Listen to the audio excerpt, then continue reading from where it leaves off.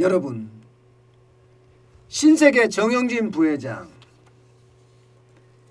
작년부터 시작해서 멸공을 굉장히 오랫동안 주창을 해왔지요. 그러다가 이게 정치권까지 비화가 되면서 말입니다. 정치적 논란까지 일었습니다. 저는 이 자체가 멸공이라는 자체가 정치권이 논란이 되고 이슈가 되고 뭐 지지율이 떨어진다는 둥 지지율이 올라가는다는 둥 이렇게 말한다는 자체가 참 우리나라가 많이 변했어요. 우리나라가 정상적인 상태라면 멸공은 당연한 겁니다. 기본적인 가치거든요. 예. 그런데 멸공한다고 뭐 여당 여러 사람들 또 야당 여러 사람들이 전부 난리를 치고 있으니 이게 논란이 안 되겠습니까? 게다가 멸공을 워낙 외치니까 지금 정영진 부회장 입장에서는요. 이게 굉장히 부담스러운 상황이 되고 말았습니다. 여러분 신세계 주가 보세요. 6.8%나 떨어졌습니다. 17,000원이 떨어져서요. 23만 3천 원이 됐습니다. 이래서 정영진 부회장이 멸공을 안 하겠다. 멸공 발언을 안 하겠다. 이렇게 얘기했을까요? 예, 저는 궁금합니다. 왜 멸공 발언을 안 하겠다 이야기를 한 건지. 뭐 주주들의 어떤 이익을 대변한다 뭐 이런 건가요? 그렇지 않으면 지금 법에 들임에 올라온 것처럼 보이콧 정용진에서 마치 노 재팬 일본을 불매운동하듯이 가지 않겠습니다. 사지 않겠습니다. 이렇게 해서 불매운동이 시작됐기 때문인가요? 아마도 경영자 입장에서는 아마 둘 다일 겁니다. 둘 다. 그렇지만 정영진 부회장은요. 이제 멸공을 안 한다. 그러나 나는 사업가로서 현실을 봤다 이거예요. 현실을 봤다. 북한이 미사일을 쏘면 투자자도 빠지고 외국에 어떤 돈을 빌릴 때 이자도 더 올라간다. 여러분 당해봤느냐? 나는 이게 현실이다 이거예요. 멸공 자체가.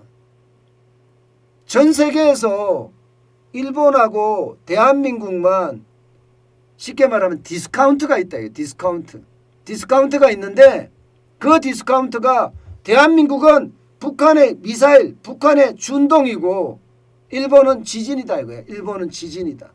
이게 바로 한국에는 디스카운트인데 내가 왜 멸공을 이야기하는 걸 가지고 이렇게 사회적 혼란이 돼야 되는지 도대체 이해를 못하겠다. 게다가 왜 내 신상까지 다 까느냐 이거야.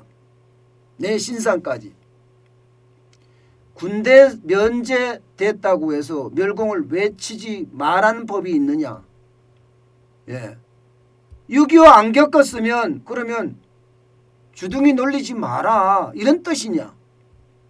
요리사 자격증이 없으면 입 닫고 드세요 이런 뜻이냐 이거예요. 군대를 안 갔다 와도 대한민국 국민이라면 멸공을 외치는 것은 당연한 것 아니냐. 대한민국은 멸공이 당연한 거기 때문이다.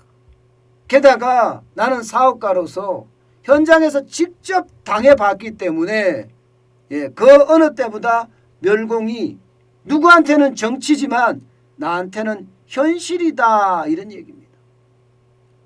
왜 코리아 디스카운트를 당하는지 아는 사람들은 나한테 뭐라 그러지 못할 거다. 그러니 나에게 멸공을 외친다고 이야기하지 말고 좌우 모두 다 멸공을 외치면 어떻겠느냐 이런 말까지 덧붙였습니다. 그러면서 마지막으로 이 내용에 다 있습니다. 사업가는 사업을 하고 정치인을 정치를 하면 된다. 이렇게 마무리했습니다. 결국 말입니다. 멸공에 대한 논란 정영진 부회장이 이제 쉽게 말하면 발을 빼는 모습, 사태를 수습하는 모습으로 지금 보이고 있습니다.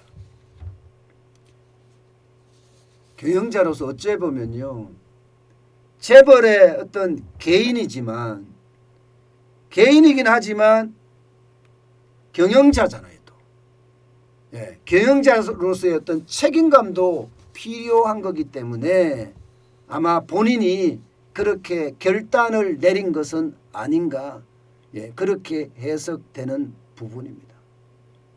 참 이런 걸 보면요, 너무 안타깝다 이런 생각이 참 많이 들어요. 대한민국에서 재벌이라고 해서 물론 뭐 재벌 중에서도 10대 재벌에 속하는 사람이기 때문에 말하는 자체가 위험하다 뭐 이렇게 이야기할 수도 있겠지만 말할 자유도 없다는 것. 어째 보면 말입니다. 표현의 자유가 없다는 것이 참 가장 안타깝습니다.